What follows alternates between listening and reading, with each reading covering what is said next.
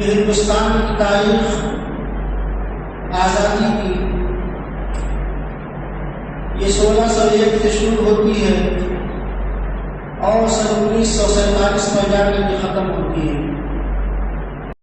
اتنے عرصے میں اکثر و بیشتر قربانیاں مسلمانوں نے دی۔ جیسا کہ میں نے بتایا تھا کہ سن 1915 تک صرف اور صرف اس میدان کے اندر مسلمان رہے۔ سن 1857 کی جو جنگ ہوئی اس جنگ کے اندر بھی مسلمانوں کو شکست ہوئی۔ اس کے نتیجے میں جب ایمان والوں نے مسلمانوں میں دیکھا کہ اس سے پہلی جنگ بھی ہم ہار چکے ہیں اور دوسری جنگ بھی ہم ہار چکے ہیں اور تیسری جنگ بھی ہم ہار چکے ہیں، اب ایسے وقت میں ضرورت اس بات کی ہے کہ مسلمانوں کو اور ایمان والوں کو ایک جگہ جمع کیا جائے اور اس بات کا عزم کیا جائے اور ارادہ کیا جائے کہ ہم اس ملک کے لیے قربانی دینے کے لیے جہاد کو تیار کریں گے، اس ملک کی حفاظت کے لیے ایسے سپاہیوں کو اور ایسے فوجیوں کو تیار کریں گے جو آگے چل کر کے اس ملک کو آزاد کرانے میں بڑھ چڑھ کر کے حصہ لیں۔ اور اسی کے ساتھ ساتھ جس طریقے سے ہم شکست کھاتے چلے جا رہے ہیں، ہارتے چلے جا رہے ہیں، اگر یہی حال رہا تو مسلمانوں کا اپنے دین کے اوپر قائم رہنا اور ایمان کی حفاظت کرنا یہ مشکل ہو جائے گا، کیونکہ ہر میدان میں ہم پیچھے ہوتے چلے جا رہے ہیں۔ تو اس وقت کے علماء نے سر جوڑ کر کے بیٹھے اور باہم مشورہ کیا کہ ایسے وقت میں جب انگریز ہمارے سامنے ہے اور ہر میدان میں ہم شکست کھاتے جا رہے ہیں، ایسے حال میں ہمیں کیا کرنا چاہیے؟ ہم محفوظ نہیں ہیں، ہماری جانیں محفوظ نہیں ہیں، کوئی بات نہیں، لیکن کم سے کم ہمارا عقیدہ اور ہمارا ایمان اور ہمارا اسلام میں محفوظ رہے۔ تو اس وقت کے علماء نے یہ فیصلہ کیا کہ اب مسلمانوں کو تعلیم کے میدان میں کام کرنا چاہیے۔ چنانچہ ان لوگوں نے یہ عزم کیا اور ارادہ کیا اور مشورے میں یہ بات طے پائی کہ ایک مسلم ادارہ قائم کیا جائے جس کے اندر اسلامی اصولوں کے مطابق نبی کی محبت بھی سکھلائی جائے، دین اسلام کو بھی بتلایا جائے، اور اسی کے ساتھ ساتھ ہمارے ملک کا ہمارے اوپر کیا حق ہے، ایسے فوجی اور ایسے سپاہی تیار کیے جائیں جو اس ملک کے لیے قربانی دے سکے۔ چنانچہ سن 1866 کے اندر 1866 میں دارالعلوم دیوبند کی بنیاد ڈالی گئی کہ اس کے ذریعے سے مسلمان اپنے ایمان کے اور اپنے اسلام کی کم سے کم حفاظت تو کر سکتے ہیں، کیونکہ حالات ایسے بگڑتے چلے جا رہے تھے، حالات ایسے خراب ہوتے چلے جا رہے تھے کہ علماء نے اس بات کو محسوس کر لیا تھا کہ اگر یہ ادارے اور یہ مکاتب اور یہ جگہ جگہ کے اوپر مساجد کے اندر اگر ہم نے مکاتب کا جال نہ بچھایا اور مساجد کے اندر مکتبوں کا انتظام نہ کیا اور بچوں کے لیے ہم نے اسلامی نظام قائم نہ کیا تو وہ وقت دور نہیں کہ ہمارے بچے دین سے دور ہو جائیں گے، اسلام سے دور ہو جائیں گے، نبی کی محبت سے دور ہو جائیں گے۔ تو کم سے کم یہ تو ہمارا باقی رہے۔ آپ اندازہ لگائیے کہ اس وقت کے علماء کا ایسی دورس نگاہیں تھی۔ اگر یہ علماء کرام میدان عمل کے اندر نہ آتے اور یہ مدارس قائم نہ کیے ہوئے ہوتے، جگہ جگہ کے اوپر، چپے چپے پر، گلی گلی میں، کوچے کوچے میں مدارس اور مکاتب کا جال بچھا دیا تو میرے بھائی آج ہماری اولادیں انجیل پڑھ رہی ہوتی، توریت پڑھ رہی ہوتی اور نہ جانے کن کن کتابوں کا مطالعہ کر رہی ہوتی، قرآن سے دور ہوتی، نبی کی تعلیمات سے دور ہوتی، اور اس وقت کے علماء نے اس بات کو محسوس کر لیا تھا۔ دارالعلوم دیوبند کا قیام عمل میں آیا اور پھر وہیں سے وہ جیانے تیار ہوئے جن کو ہم کہتے ہیں علامہ شفیع احمد عثمانی، مولانا محمود حسن دیوبندی، مختار احمد انصاری، اور اسی کے ساتھ ساتھ مفتی کفایت اللہ کھیلوی، جناب حسرت روحانی، مولانا عبدالواحد فیضی محلی، یہ وہ شخصیتیں ہیں کہ یہ وہاں سے نکلی۔ مولانا ابوالکلام آزاد، مولانا محمد علی جوہر، مولانا شوکت علی گوہر، یہ شخصیتیں جب وہاں سے نکلی اور انہوں نے زبردست طریقے سے اس ملک کے لیے بگل بجایا اور اس میدان میں انہوں نے کام کیا۔ دارالعلوم دیوبند کا قیام عمل میں آ گیا 1866 میں، اور ادھر سر سید احمد خان جو انگریزوں کا مقابلہ کر رہے تھے اور یورپ کے ملکوں کا سفر کر رہے تھے، وہاں کی تہذیب، وہاں کی ثقافت، وہاں کی زبان سے بہت مانوس تھے، اور انہوں نے واپس آ کر کے سائنٹیفک سوسائٹی قائم کی اور اس کے بعد میں آزادی کے سلسلے میں ایک کتاب لکھی، اسباب بغاوت ہند۔ اس کتاب کا نکلنا تھا اور چھپنا تھا کہ مسلمانوں کے دلوں کے اندر اور بھی جذبہ جہاد پیدا ہو گئے۔ تو ایک طرف دارالعلوم دیوبند قائم کیا گیا اور دوسری طرف 1877 میں سر سید احمد خان نے سمجھنا ہے اور ان کی ثقافت کو، ان کی تہذیب کو اور ان سے آنکھوں میں آنکھیں ڈال کر کے بات کرنا ہے تو مسلمان کیسے بات کرے گا۔ اس مقصد کے لیے سر سید احمد خان نے علی گڑھ مسلم یونیورسٹی کو قائم کیا۔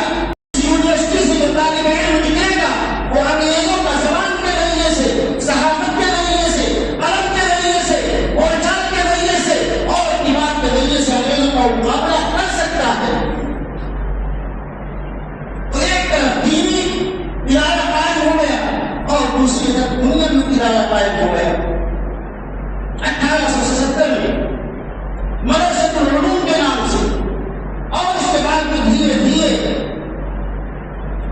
اس کا نام بدلا محمد انٹی تعلیم، اور پھر باقاعدہ 1920 کے اندر علی گڑھ مسلم یونیورسٹی کا قیام عمل میں آیا اور باقاعدہ طور پر وہاں پر آج بھی تعلیم جاری ہے۔ پھر اس کے بعد میں ایک طرف دین ہے اور دوسری طرف دنیا ہے۔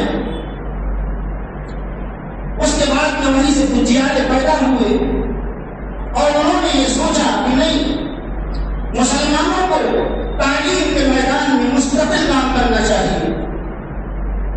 اور پھر اس کے بعد مولانا محمد علی جوہر، مولانا ابوالکلام آزاد، مولانا محمد علی جوہر، مولانا شوکت علی گوہر، یہ وہ لوگ تھے جنہوں نے 1925 کے اندر جامعہ ملیہ اسلامیہ کو قائم کیا۔ اتنے سالوں میں 3 یونیورسٹیاں اور 3 ادارے قائم ہو گئے، کاہے کے لیے؟ انگریزوں سے مقابلہ کرنے کے لیے۔ اسی لیے کہا جاتا ہے کہ علم یہ دولت ہے کہ اگر یہ آپ کے پاس ہے تو آپ سے کوئی جیت نہیں سکتا، آپ کا مقابلہ کوئی نہیں کر سکتا ہے۔ ہمارے علماء نے 1866 سے لے کر کے اور 1920 تک 1925 تک تقریباً 50 سالوں میں 3 ادارے مضبوط قائم کیے، اور اس کا وائس چانسلر کس کو بنایا تھا؟ مولانا محمد علی جوہر کو۔ ٹیگور بھی آگے تھے، اس میں گاندھی جی بھی آگے تھے، اور تمام لوگوں سے یہ چندہ لے رہے تھے، اکٹھا کر رہے تھے پیسہ کہ یہ ادارہ جو ہے وہ اقلیتی ادارہ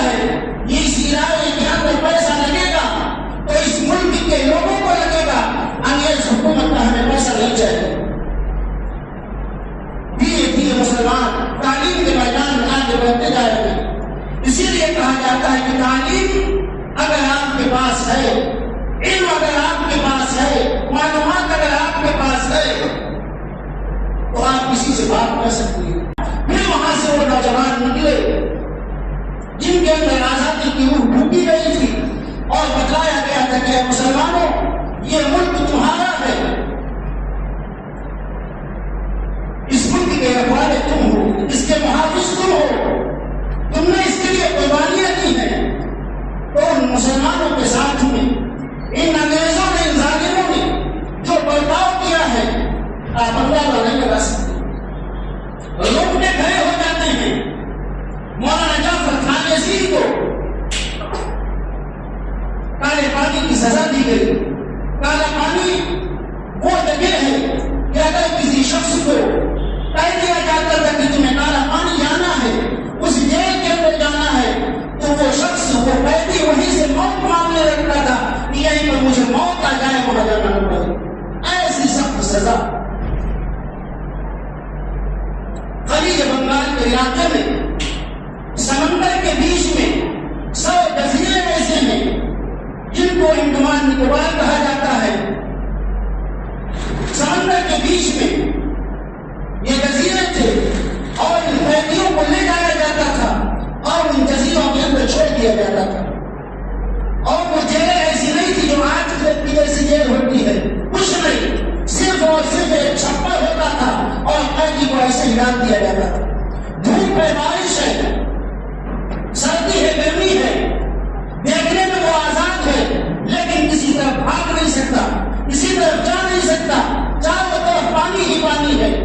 اور کتابوں کے اندر آتا ہے ایسے مشکل، ایسے سخت جنگلات تھے، ایسے گھنے جنگلات تھے کہ ان جنگلوں کے اندر جب ان قیدیوں کو درختوں کو کاٹنے کے لیے بھیجا جاتا تھا کہ جاؤ تمہاری سزا یہ ہے کہ ان درختوں کو کاٹو، اس جگہ کو صاف کرو، تو نہ جانے کتنے قیدی واپس ہی نہیں آتے تھے. ایسے ایسے موذی جانور، ایسے ایسے سانپ اور بچھو اور ایسے ایسے وہاں پر رستے رہتے تھے کہ نہ جانے کتنوں کو نگل لیا کرتے تھے. اور بیماریاں اس قدر اس جزیرے کے اندر تھی کہ انسان پڑا ہوا ہے، کوئی پوچھا میں حال نہیں.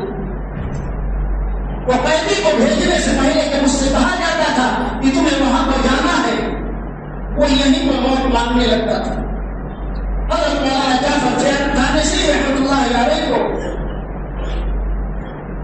اگر ملا ان کو کالے پانی کی سزا دی جائے. حضرت مولانا جعفر تھانیسی ارشاد فرماتے ہیں کہ ہم لوگوں کو یہاں سے لے جایا گیا، دلی سے لے کر کے ایک ٹرین کے اندر بٹھایا گیا اور ہم لوگ کسی نہ کسی طریقے سے لاہور پہنچ گئے آرام سے. جب وہاں کے جیل کے سپرنٹینڈنٹ نے دیکھا کہ ہم لوگ خوش ہیں تو اس نے ڈبوں کے اندر چھوٹے چھوٹے کیبن بنوائے اور کیبن بنوانے کے بعد میں 2 انچ کے اوپر 3 انچ کے اوپر کیلے لگوائے اور کہا کہ ان علماء کو اس کے اندر قید کر دو اور ٹرین کے اندر بٹھا دو. خدا کی قسم کھا کے کہا جا سکتا ہے کہ جب وہ ٹرین چلتی تھی اور جب بل چلتی تھی تو ہمارے جسم ان کیلوں سے لگتے تھے اور ان سے خون بہنے لگتا تھا. آگے بھی چل رہی ہے، آگے بھی ٹھوکر لگ رہی، پیچھے بھی ٹھوکر لگ رہی ہے، دائیں بھی ٹھوکر لگ رہی، بائیں بھی ٹھوکر لگ رہی، خون نکلتا تھا، پسینہ بہتا تھا، لیکن ہمارا حال یہ تھا کہ ہم نہ اس پہ بیٹھ سکتے تھے نہ سو سکتے تھے. اور یہ سفر ہمارا جو مکمل ہوا وہ 1 مہینے میں مکمل ہوا. لاہور سے ملتان کا سفر 1 مہینے میں مکمل ہوا. اور اس کے بعد میں ہمارے اوپر جو ظلم کیا گیا، اس سے پہلے میں نے بتایا تھا مولانا محمود حسن دیوبندی رحمۃ اللہ علیہ کا واقعہ، ایسی سخت سزا دی گئی کہ جب ان کا انتقال ہو گیا تو جن لوگوں نے ان کو غسل دیا، جب کپڑے اتارے تو دیکھا حضرت کی کمر کے اوپر سوائے ہڈی میں کچھ نہیں.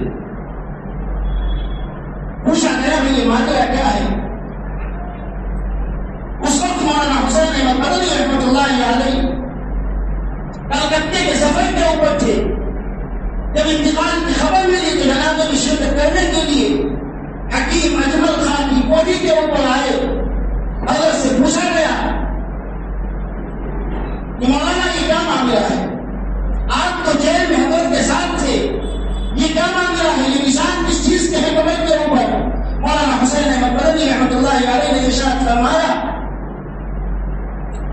کہ مولانا نے یہ بات کہی تھی مجھ سے کہ یہ راز کسی کو نہ بتانا، لیکن اب ان کا انتقال ہو گیا ہے تو میرے اوپر حق ہے کہ میں آپ لوگوں کو یہ راز بتلاؤں۔ مولانا کو جب جیل کے اندر بند کیا گیا، قید کر دیا گیا، تو انگریز آگ جلاتا تھا اور جب کوئلہ بن جاتا تھا تو حضرت کو اسی آگ کے اوپر لٹا دیتا تھا، اور جب لٹاتا تھا تو آگ کی کمر کی چٹنی پگھل کر کے آگ بجھتی تھی، یہ اس آگ کے نشانات تھے۔ اس طریقے سے میرے بھائی مسلمانوں کے اوپر ظلم کیا گیا، مسلمانوں نے اس کے لیے قربانیاں دی، اور جب ہم مولانا سے کہتے تھے کہ حضرت کوئی ہیلا اور بہانہ کر دیجیے، انگریز آتا تھا اور کہتا تھا کہ محمود حسن صرف ایک مرتبہ کہہ دو کہ میں انگریزوں کا مخالف نہیں ہوں، تمہیں چھوڑ دیا جائے گا، تمہیں رہا کر دیا جائے گا۔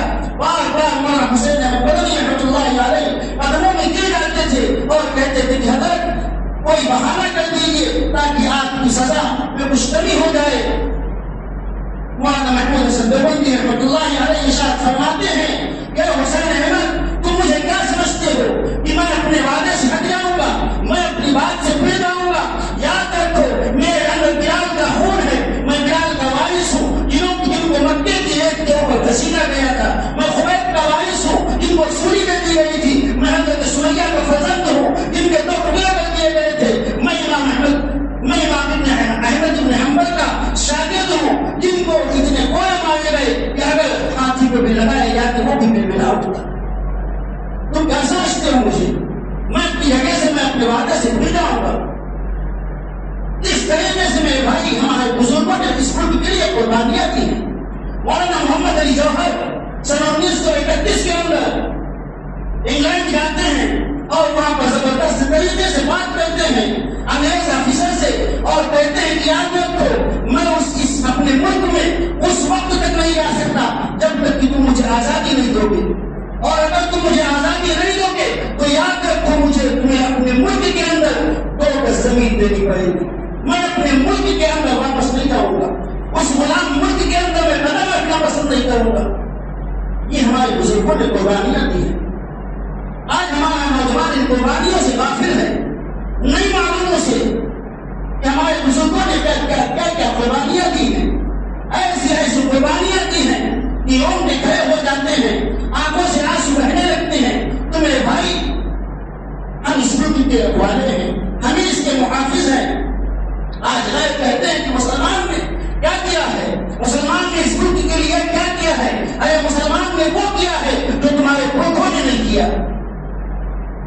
جب بڑا وقت چمن کو تو لہو ہم نے دیا ہے، اور جب بہار آئی تو کہتے ہیں تیرا کام نہیں، جب بہار آ گئی تو کہتے ہیں تیرا کام نہیں۔